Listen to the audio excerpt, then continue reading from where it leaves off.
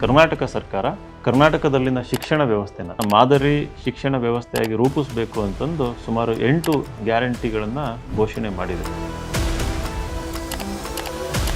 But ಇಲ್ಲಿ ಒಂದು problem ಇದೆ. 27, 28 ನಾವು ಈ ಥರ ಅಚೀವ್ ಮಾಡ್ತೀವಿ ಅಂತಂದು ಒಂದು ಟೈಮ್ ಲೈನ್ ಇಲ್ಲ, ಒಂದು ಡೆಡ್ ಲೈನ್ ಇಲ್ಲ. ಹೆಡ್ ಮಾಸ್ಟರ್ಗಳೇ ಇಂಗ್ಲೀಷ್ ಟೀಚರ್ನ ತಗೋಬೇಕಾಗಿರ್ತದೆ. ಈಗ ಶಾಲೆಗಳನ್ನು ಮುಚ್ಚಲೇಬೇಕು ಅಂತಂದು ಏನಾದ್ರು ಹುನ್ನಾರ ಮಾಡಿ ಇಲ್ಲಿ ಏನಾದರೂ ಬಸ್ಸು ಸಂಪರ್ಕ KPSCಗೆ ಆದ್ಯತೆ ಕೊಡಬೇಕಾಗ್ತದೆ.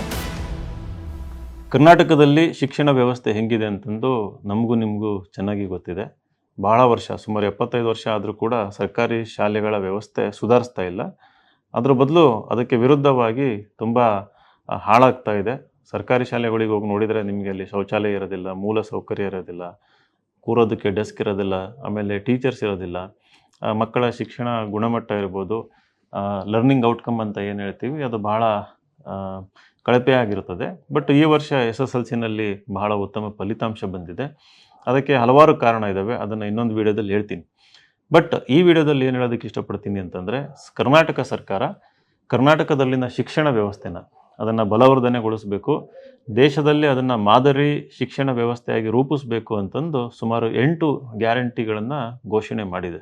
ಆ 8 ಗ್ಯಾರಂಟಿಗಳು ಯಾವ್ಯಾವುದು? ಮೊದಲನೇದೇನಪ್ಪ ಅಂತಂದರೆ ತರಗತಿಗೆ ಒಬ್ಬ ಟೀಚರ್ ಇರಬೇಕು. ಆಮೇಲೆ ಪ್ರತಿಯೊಬ್ಬ ಸಬ್ಜೆಕ್ಟಿಗೆ ಒಬ್ಬ ಟೀಚರ್ ಇರಬೇಕು ಅಂತಂದು. ಪ್ರೈಮರಿ ಸ್ಕೂಲಲ್ಲಿ ಪ್ರತಿಯೊಂದು ತರಗತಿಗೆ ಹಾಗೂ ಪ್ರೈಮರಿ ಸ್ಕೂಲ್ ಆದಮೇಲೆ ಪ್ರತಿಯೊಂದು ಸಬ್ಜೆಕ್ಟಿಗೆ ಒಬ್ಬ ಟೀಚರ್ ಇರಬೇಕು ಅಂತಂದು ಘೋಷಣೆ ಮಾಡಿದೆ.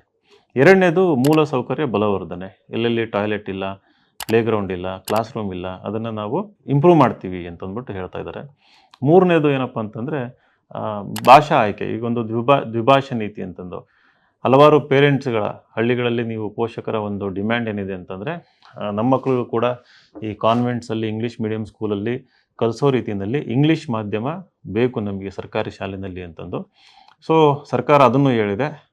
ಕಾಲಕ್ರಮೇಣ ನಾವು ಇಂಗ್ಲೀಷ್ ಮೀಡಿಯಮ್ನ ಇಂಟ್ರೊಡ್ಯೂಸ್ ಮಾಡ್ತೀವಿ ಸರ್ಕಾರಿ ಶಾಲೆಗಳಲ್ಲಿ, ಅದಕ್ಕೆ ಟೀಚರ್ಸ್ನು ಕೊಡ್ತೀವಿ ಅಂತಂದು. ಆಮೇಲೆ 4ನೇದು ಬಂದುಬಿಟ್ಟು ಮಕ್ಕಳಿಗೆ ಕಂಪ್ಯೂಟರ್ ಶಿಕ್ಷಣ 1ನೇ ತರಗತಿಯಿಂದ, ಆಮೇಲೆ 3ನೇ ತರಗತಿಯಿಂದನೇ ಆರ್ಟಿಫಿಷಿಯಲ್ ಇಂಟೆಲಿಜೆನ್ಸ್ ಟೀಚ್ ಮಾಡ್ತಾರಂತೆ, ಅದು ಕೂಡ ಒಂದು ವೆಲ್ಕಮ್ ಮೆಜರು. ಆಮೇಲೆ 5ನೇದು ಮಕ್ಕಳಿಗೆ ಪಠ್ಯೇತರ ಚಟುವಟಿಕೆಗಳ ಮೇಲೆ ಜಾಸ್ತಿ ಒತ್ತು ಕೊಡಬೇಕು ಅಂತಂದ್ಬಿಟ್ಟು, ಕಲೆ, ಸಾಹಿತ್ಯ, ಸಂಸ್ಕೃತಿ, ಕ್ರೀಡೆ, ಅದಕ್ಕೆ ಒತ್ತು ಕೊಡ್ತೀವಿ ಅಂತಂದು ಹೇಳಿದ್ದಾರೆ. ಬಟ್ ಅದಕ್ಕೆ ಕ್ಲಿಯರ್ ಆದ ಒಂದು ರೂಪರೇಷೆ ಇಲ್ಲ. ನೆಕ್ಸ್ಟು ಇನ್ನೊಂದು ಭಾಳ ಇಂಪಾರ್ಟೆಂಟು, ಟೀಚರ್ಸ್ ಏನು ಬೇರೆ ಬೇರೆ ಕರ್ತವ್ಯಗಳಿಗೆ ಅವ್ರನ್ನ ನಿಯೋಜನೆ ಮಾಡ್ತಾರೆ ಶಿಕ್ಷಣೇತರ ಚಟುವಟಿಕೆಗಳಿಗೆ, ಅದರಿಂದ ಅವರಿಗೆ ಮುಕ್ತಿ ಕೊಟ್ಟು ಕೇವಲ ಶಿಕ್ಷಣಕ್ಕೆ ಮಾತ್ರ ಸೀಮಿತಗೊಳಿಸ್ಬೇಕಂತಂದು ಕೂಡ ಒಂದನ್ನು ಹೇಳಿದ್ದಾರೆ. ಇನ್ನೊಂದು ಭಾಳ ಇಂಪಾರ್ಟೆಂಟು, ನಾನು ಕೂಡ ಇತ್ತೀಚೆಗೆ ಪಾದಯಾತ್ರೆ ಮಾಡಿದಾಗ ನೋಡಿದ್ದೇನೆಂದರೆ, ಹಲವಾರು ಶಾಲೆಗಳಿಗೆ ಹಲವಾರು ಊರುಗಳಿಗೆ ಬಸ್ಸಿನ ವ್ಯವಸ್ಥೆ ಇಲ್ಲ. ಬಸ್ ಇಲ್ಲ ಅಂತಂದು ಶಿಕ್ಷಣದ ಅರ್ಧಕ್ಕೆ ನಿಲ್ಲಿಸಿದ್ದಾರೆ. ಇವಾಗ ಒಂದು ಘೋಷಣೆ ಮಾಡಿದರೆ KPS ಸ್ಕೂಲ್ಗಳಿಗೆ ಬಸ್ ವ್ಯವಸ್ಥೆ ಇರ್ತದೆ ಅಂತ. ಸುತ್ತಮುತ್ತಿನ ಗ್ರಾಮಗಳು 5 ಕಿಲೋಮೀಟರ್ ರೇಡಿಯಸಲ್ಲಿ ಒಂದು KPS ಇರುತ್ತೆ. ಆ KPS ಶಾಲೆಗೆ ಸುತ್ತಮುತ್ತಲಿನ ಗ್ರಾಮಗಳಿಂದ ಬಸ್ಸಿನ ವ್ಯವಸ್ಥೆ ಮಾಡ್ತೀವಿ ಅಂತಂದು ಹೇಳಿದ್ದಾರೆ. ಆಮೇಲೆ ಕೌಶಲ್ಯ ಆಧಾರಿತ ಒಂದು ಶಿಕ್ಷಣ ಅಂತಂದ್ಬಿಟ್ಟು 6ನೇ ತರಗತಿಯಿಂದನೇ ಮಕ್ಕಳಿಗೆ ವೊಕೇಶ್ನಲ್ ಅಂತ ಹೇಳ್ತೀವಿ, ಸ್ಕಿಲ್ ಬೇಸ್ಡ್ ಅಂತ. ಸೊ ಅವರಿಗೆ ಸ್ಕಿಲ್ಸ್ನ ನಾವು ಹೇಳ್ಕೊಡ್ತೀವಿ ಅಂತಂದು ಕೂಡ ಹೇಳಿದ್ದಾರೆ. ಸೊ ಸುಮಾರು 8 ಈ ಗ್ಯಾರಂಟಿಗಳು ನಿಜವಾಗ್ಲೂ ಕೂಡ ಒಳ್ಳೆ ಘೋಷಣೆಗಳು. ಬಟ್ ಇಲ್ಲಿ ಒಂದು ಪ್ರಾಬ್ಲಮ್ ಇದೆ. ಏನು ಅಂತಂದರೆ, ಸರ್ಕಾರ ಹೇಳೋ ರೀತಿಯಲ್ಲಿ 3ರಿಂದ 5 ವರ್ಷದಲ್ಲಿ ಕರ್ನಾಟಕ ಒಂದು ಶಿಕ್ಷಣ ವ್ಯವಸ್ಥೆನ ನಾವು ಮಾದರಿ ಶಿಕ್ಷಣ ಮಾಡ್ತೀವಿ ಅಂತ ಹೇಳ್ತಿದ್ದಾರೆ. ಆದರೆ ಒಂದು ಮಿಷನ್ ಮೋಡಲ್ಲಿ, ಅಂದರೆ ಈ ಒಂದು ಘೋಷಣೆ ಏನಿದೆ ಇದಕ್ಕೊಂದು ಟಾರ್ಗೆಟ್ ಇಲ್ಲ. ನಾವು ಈ ವರ್ಷ ಇಷ್ಟೊಂದು ಅಚೀವ್ ಮಾಡ್ತೀವಿ, ಬೈ 27, 28 ನಾವು ಈ ಥರ ಅಚೀವ್ ಮಾಡ್ತೀವಿ ಅಂತಂದು ಒಂದು ಟೈಮ್ ಲೈನ್ ಇಲ್ಲ, ಒಂದು ಡೆಡ್ ಲೈನ್ ಇಲ್ಲ. ಸೊ ಏನಾಗ್ತದೆ, ಇದು ಘೋಷಣೆಗಳು ಒಳ್ಳೆಯ ಉದ್ದೇಶ ಇದೆ, ಮಾಡಬೇಕಂತೂ ಇದ್ದಾರೆ ಅಂತ ನಾನು ಅಂದ್ಕೊಂಡಿದ್ದೀನಿ. ಬಟ್ ಏನಾಗ್ತದೆ, ನಾನು ನೋಡಿರೋ ಪ್ರಕಾರ, ಫಾರ್ ಎಕ್ಸಾಂಪಲ್ ಇದರಲ್ಲಿ ಒಂದು ಗ್ಯಾರಂಟಿ ತಗೊಳ್ಳಿ. ಈಗಾಗಲೇ ಹಲವಾರು PM ಶ್ರೀ ಶಾಲೆಗಳಿರ್ಬೋದು, ಕೆಲವೊಂದು KPS ಶಾಲೆಗಳಲ್ಲಿರ್ಬೋದು, ಇಂಗ್ಲೀಷ್ ಮೀಡಿಯಮ್ ನಾವು ಇಂಟ್ರೊಡ್ಯೂಸ್ ಮಾಡಿದ್ದೀವಿ ಅಂತಂದು ಹೇಳ್ತಾರೆ. ನಾನು ಅಲ್ಲೋಗಿ ಹೆಡ್ ಮಾಸ್ಟರ್ಗಳ ಹತ್ರ ಎಲ್ಲ ಮಾತಾಡಿದಾಗ, ಹೆಡ್ ಮಾಸ್ಟರ್ಗಳೇ ಇಂಗ್ಲೀಷ್ ಟೀಚರ್ನ ತಗೋಬೇಕಾಗಿರ್ತದೆ. ಅದನ್ನು ಅವ್ರಿಗೆ ಜವಾಬ್ದಾರಿ ಕೊಟ್ಟಿರ್ತಾರೆ. ಸೊ ಅವರಿಗೆ ಸರಿಯಾದ ಒಂದು ಶಿಕ್ಷಕರು ಸಿಗುವಂಥ ಸಾಧ್ಯತೆ ಕಡಿಮೆ ಇರ್ತದೆ. ಸಿಕ್ಕರೂ ಕೂಡ ಅದಕ್ಕೆ ಸಂಬಳ ಎಷ್ಟು ಕೊಡಬೇಕು, ಅವ್ರನ್ನ ಯಾವ ರೀತಿ ಉಪಯೋಗಿಸ್ಕೋಬೇಕು. ಸೊ ಇದು ಸರ್ಕಾರನೇ ಒಂದು ಪರ್ಮನೆಂಟ್ ವ್ಯವಸ್ಥೆ ಮಾಡಿದಾಗ, ಇವಾಗ ನಾವು ನೋಡ್ತಾ ಇದ್ದೀವಿ ರಿಕ್ರೂಟ್ಮೆಂಟ್ ಆಗ್ತಾ ಇಲ್ಲ. ಹಲವಾರು ಕಾರಣಗಳನ್ನು ಹೇಳಿ ರಿಕ್ರೂಟ್ಮೆಂಟ್ ತುಂಬ ಡಿಲೇ ಆಗೋಗಿದೆ. ಹೊಸ ಟೀಚರ್ಸು ರಿಕ್ರೂಟ್ ಆಗಿ ಅವರಿಗೆಲ್ಲ ಟ್ರೈನಿಂಗ್ ಆಗಿ ಮತ್ತು ಇರೋ ಟೀಚರ್ಸ್ಗೆಲ್ಲ ಟ್ರೈನಿಂಗ್ ಆಗಿ ಇದೆಲ್ಲ ಹಲವಾರು ವರ್ಷಗಳೇ ಕಳೆದು ಹೋಗ್ತವೆ. ಇದನ್ನು ಅದಕ್ಕೆ ಒಂದು ಆದ್ಯತೆ ಮೇರೆಗೆ ಇದನ್ನು ಘೋಷಣೆ ಮಾಡಿದಿರಿ ಅಂತಂದರೆ ಒಂದು ಆದ್ಯತೆ ಮೇರೆಗೆ ಇಮ್ಮಿಡಿಯೇಟ್ಲಿ ಇದಕ್ಕೆ ಒಂದು ಸ್ಟೆಪ್ಸ್ ತಗೊಂಡು ಕೆಲಸ ಮಾಡಬೇಕಾಗಿತ್ತು. ಆಮೇಲೆ ಇನ್ನೊಂದು ಪ್ರಾಬ್ಲಮ್ ಏನಂದರೆ KPS ಶಾಲೆಗಳಿಗೆ ಬಸ್ಸಿನ ವ್ಯವಸ್ಥೆ ಅಂತ. ಇವಾಗ ಉಳಿದ 7 ಗ್ಯಾರಂಟಿಗಳು ಕರ್ನಾಟಕದಲ್ಲಿರುವ ಪ್ರತಿಯೊಂದು ಸರ್ಕಾರಿ ಶಾಲೆಗೆ ಅನ್ವಯ ಆಗುತ್ತೆ ಅನ್ನೋ ರೀತಿಯಲ್ಲಿ ಹೇಳ್ತಾ ಇದ್ದಾರೆ.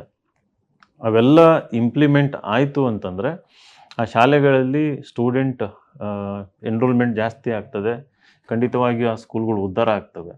ಇವಾಗ ಅವನ್ನ ಡಿಲೇ ಮಾಡಿ ನೀವೇನಾದರೂ KPS ಸ್ಕೂಲಿಗೆ ಏನಾದರೂ ಬಸ್ ಸಂಪರ್ಕ ಮೊದಲನೇ ಆದ್ಯತೆ ಅಂತಂದು ಏನಾದರೂ ಕಲ್ಪಿಸಿ ಕೊಟ್ಟರೆ, ಇದು ಕೂಡ ಭಾಳ ಸುಲಭ ಇಲ್ಲ ಇದು.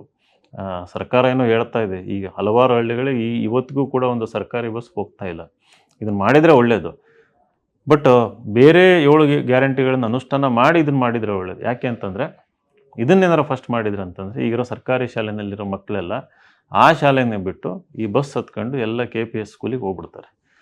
ಈ ಶಾಲೆಗಳಲ್ಲಿ ಎನ್ರೋಲ್ಮೆಂಟ್ ದಾಖಲಾತಿ ಏನಿದೆ ಅದು ಗಣನೀಯವಾಗಿ ಹೋಗ್ತದೆ, ನಿಯರ್ಲಿ 0 ಆಗಿ ಹೋಗ್ತದೆ. ಆಮೇಲೆ ಆ ಶಾಲೆಗಳನ್ನು ಮುಚ್ಚುವಂಥ ಒಂದು ಪರಿಸ್ಥಿತಿ ಬಂದುಬಿಡ್ತದೆ. ಈಗ ಆ ಶಾಲೆಗಳನ್ನು ಮುಚ್ಚಲೇಬೇಕು ಅಂತಂದು ಏನಾದ್ರು ಹುನ್ನಾರ ಮಾಡಿ ಇಲ್ಲಿ ಏನಾದರೂ ಬಸ್ಸು ಸಂಪರ್ಕ KPSಸಿಗೆ ಆದ್ಯತೆ ಕೊಟ್ಟರೆ ಏನಾಗ್ತದೆ, ಅದು ಒಂದು ಶಿಕ್ಷಣದಿಂದ ವಂಚನೆ ಮಾಡ್ದಂಗೆ ಆಗ್ತದೆ ಹಳ್ಳಿ ಮಕ್ಕಳಿಗೆ, ಬಡ ಮಕ್ಕಳಿಗೆ, ಶೋಷಿತರಿಗೆ. ಹಾಗಾಗಿ ಮೊದಲು ಉಳಿದವ ಗ್ಯಾರಂಟಿಗಳು ಅನುಷ್ಠಾನ ಆಗಬೇಕು. ಅಂದರೆ ಅದರಲ್ಲೂ ಕೂಡ ಮೂಲ ಸೌಕರ್ಯ ಅಭಿವೃದ್ಧಿ ಏನಿದೆ ಅದು ಮತ್ತು ಟೀಚರ್ ರಿಕ್ರೂಟ್ಮೆಂಟು ಇವೆರಡು ಪ್ರಯಾರಿಟಿ ಮೇಲೆ ಆಗಬೇಕು. ಆಮೇಲೆ ಮೂರನೇದು ಅವರನ್ನೇನು ಬೇರೆ ಬೇರೆ ಕೆಲಸಗಳಿಗೆ ಹಾಕ್ತಾರೆ ಅದನ್ನು ಆಗದೇ ಇರೋ ರೀತಿಯಲ್ಲಿ ಅದು ಇಮ್ಮಿಡಿಯೇಟ್ಲಿ ಇವಾಗ ಈ ಮಂತಿಂದನೇ ಅಂತಂದು ಒಂದು ಬಂದುಬಿಡ್ಬೇಕು, ಅದು ಜಾರಿ ಆಗಬೇಕು. ಸೊ ಆ ರೀತಿ ನಿರ್ದೇಶನಗಳು, ಆ ರೀತಿ ಸುತ್ತೋಲೆಗಳು, ಆ ರೀತಿ ಒಂದು ಡೆಡ್ಲೈನು ನಾವು ಇವತ್ತಿನವರೆಗೂ ನ್ಯೂಸಲ್ಲಂತೂ ನಾನಂತೂ ನೋಡಿಲ್ಲ. ನೀವೇನಾದ್ರು ನೋಡಿದರೆ ದಯವಿಟ್ಟು ಕಮೆಂಟಲ್ಲಿ ಹಾಕಿ. ಸೊ ಇವನ್ನೆಲ್ಲ ಮಾಡಲಿಲ್ಲ ಅಂತಂದರೆ ಏನಾಗ್ತದೆ, ನಾವು ಹಳ್ಳಿಗಳಲ್ಲಿ ಏನೊಂದು ಅಭಿವೃದ್ಧಿ ಕಾಣಬೇಕಂತಿರ್ತೀವಿ, ಹಳ್ಳಿ ಮಕ್ಕಳು ಕೂಡ IAS KS ಆಗಬೇಕು, ಅದು ಅಸಾಧ್ಯ ಆಗ್ತದೆ. ನಾನು ಅರ್ಥ ಮಾಡ್ಕೊಂಡ್ರಂಗೆ ಒಬ್ಬ ಮಗುನ ಉನ್ನತ ಅಧಿಕಾರಿ IAS ಅನ್ನೋ ಒಂದು ಪರೀಕ್ಷೆಗೆ ನಾವು ತಯಾರಿ ಮಾಡಬೇಕಂತಂದರೆ ಸ್ಟ್ರಾಂಗ್ ಫೌಂಡೇಶನ್ ಬೇಕು. ಆ ಸ್ಟ್ರಾಂಗ್ ಫೌಂಡೇಶನಿಗೆ ಬೇಕಾದಂಥ ಅಂಶಗಳು 8 ಗ್ಯಾರಂಟಿನಲ್ಲಿದ್ದಾವೆ. ಅದರಲ್ಲೂ ಭಾಳ ಮುಖ್ಯವಾಗಿ ಈ ಎಕ್ಸ್ಟ್ರಾ ಕರಿಕ್ಯುಲರ್ ಆ್ಯಕ್ಟಿವಿಟೀಸು ಮತ್ತು ಕನ್ನಡದ ಜೊತೆ ಇಂಗ್ಲೀಷು ಕಲಿಸೋದು ಕೂಡ. ಈ ಕಾಂಪಿಟೇಟಿವ್ ಎಕ್ಸಾಮಲ್ಲಿ ಇವೆರಡು ಭಾಳ ಇಂಪಾರ್ಟೆಂಟ್ ಆಗ್ತವೆ. ಒಂದು ವ್ಯಕ್ತಿತ್ವ ವಿಕಸನ ಆಗಬೇಕು, ಲೀಡರ್ಶಿಪ್ ಕ್ವಾಲಿಟೀಸ್ ಬರಬೇಕು, ಕಾನ್ಫಿಡೆನ್ಸ್ ಬರಬೇಕು, ಆಮೇಲೆ ಸ್ವಂತ ಶ್ರಮದಿಂದ ಒಂದು ಕಲಿಯುವಂಥ ಸಾಮರ್ಥ್ಯ ಡೆವಲಪ್ ಆಗಬೇಕು. ಸೊ ಇವೆಲ್ಲ ಗ್ಯಾರಂಟಿಗಳು ನಿಜವಾಗ್ಲೂ ಅನುಷ್ಠಾನ ಆಗಲಿ ಅಂತಂದು ನಾನು ಸರ್ಕಾರನ ಬೇಡ್ಕೊತೀನಿ.